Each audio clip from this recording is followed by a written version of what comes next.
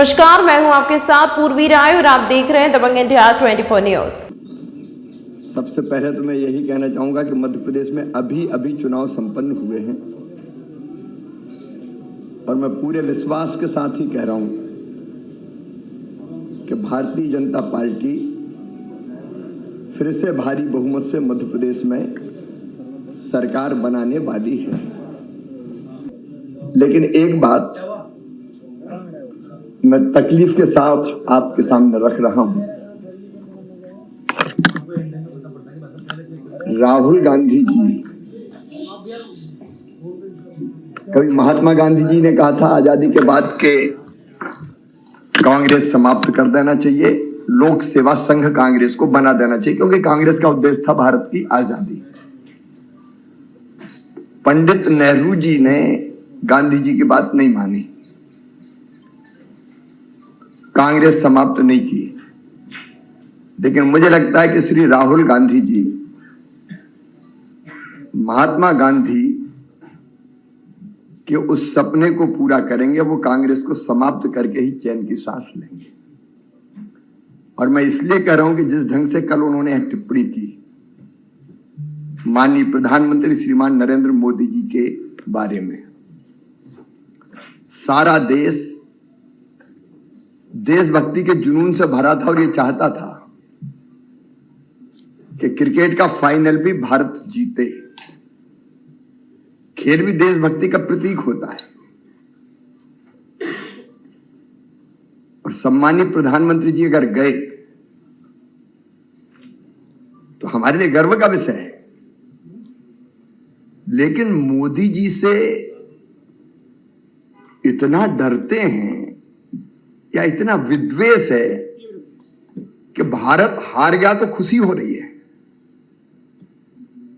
और फिर मोदी जी पर टिप्पणियां कर रहे हैं, जाको प्रभु दारुण दुख देही, बाकी मति पहले हर ले। ये मति हरने वाला मामला है। इसका मतलब यह कि अगर देश का नुकसान हो तो हो जाए, मोदी जी का कुछ ना कुछ होना चाहिए, कुछ कहने का मौका मिल जाए। ये तो विद्वेष की पराकाष्ठा है और राहुल गांधी जी का यह कृत्य मैं तो मानता हूं कि देश विरोधी भावना की तरह है। इसको देश की जनता माफ नहीं करेगी। और ये दोनों भाई और बहन झूठ की मशीन है, लगातार झूठ बोलते हैं। अब प्रियंका जी मध्य प्रदेश गई तो राम 13 साल के लिए वनवास गए थे। अब भारत का बच्चा बच्चा जानता है कितने दिन के लिए गए। कुछ भी बोलना। अब मध्य प्रदेश में कहते थे केवल 21 लोगों को रोजगार मिला, जबकि 50,000 को नियुक्ति पत्र मैंने अपने हाथों से बांटे। राजस्थान में भी वो झूठ का पुलंदा परोसने की कोशिश कर रहे हैं। बहन और बेटियों के सम्मान के साथ एक खिलवाड़ हुआ है और यहां के मंत्री ऐसी टिप्पणियां करते हैं कि मुझे तो कहने में भी शर्म आती है। तुष्टीकरण राजस्थान की सरकार का मूल मंत्र रहा है। हिंदू त्योहारों पे धारा 144 लगा देना, शोभा यात्राओं पर प्रतिबंध लगा देना, और पूरा देश हैरान था कि कन्हैया लाल जी की गर्दन काट के ले गए आतंकवादी। अपराधों का गढ़ इनने बनाया है। इसलिए राजस्थान विकास की दौड़ में बुरी तरह पिछड़ गया, भ्रष्टाचार का गढ़ बन गया। आज की सरकार को देख के लोग शर्म से सिर झुका लेते हैं कि ये बेशर्म सरकार।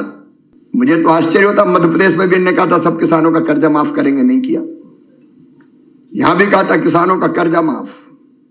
19,422 किसानों ने अपनी जमीनें खो दी, नीलाम कर दी इसी सरकार ने। बेरोजगारी भत्ता देंगे केवल नाम मात्र का कह के और खत्म कर दिया। एक भी वादा में जाना नहीं चाहता बहुत विस्तार में। यहां फसलों को भी न्यूनतम समर्थन मूल्य पर खरीदा नहीं गया। अब बाजरा या मिट्टी के मोल बिकाए।